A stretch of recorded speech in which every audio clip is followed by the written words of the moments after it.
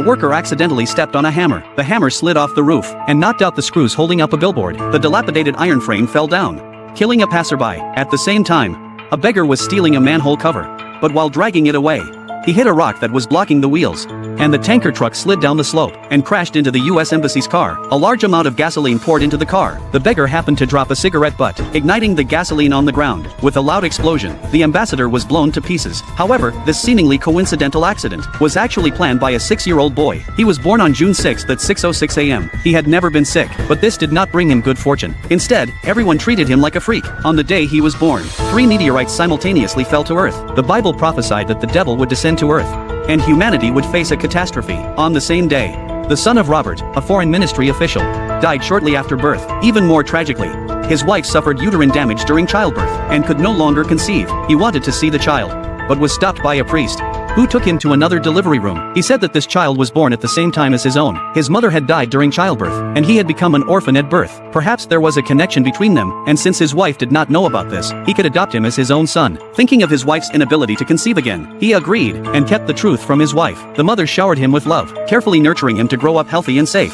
When Deming was 6 years old, the minister of the embassy was killed in a bombing. Robert naturally took over the position. With both family and career thriving, he thought he had reached the pinnacle of success. But on the day of Dai Ming's 6th birthday, an accident occurred. The maid looked at the dog, climbed to the roof, and tied a rope around her neck. She then shouted at Dai Ming, "I'm doing this for you." After saying that, she jumped off the building. Everyone was terrified and screamed, fleeing the scene. This scene was recorded by a journalist. Robert held his son in his arms, but to his surprise, Dai Ming was not afraid. Instead, he waved at the black dog. This incident made headlines. A priest heard about it and came to visit. The first thing he said to Robert was, "Your son is a demon. He must be killed. Otherwise, more people will die." Robert did not believe the priest, and thought he was mentally unstable. But then the priest said, he knew that Dai Ming was adopted, and that his mother was not human, but a wolf dog. Although he had never told anyone about this, he thought it was too absurd. So he had the security guard kick the priest out. The reporter captured this scene, but when the reporter developed the photos, he noticed a beam of white light on the priest's head. He thought it was overexposure, but it was on all the photos. What was going on?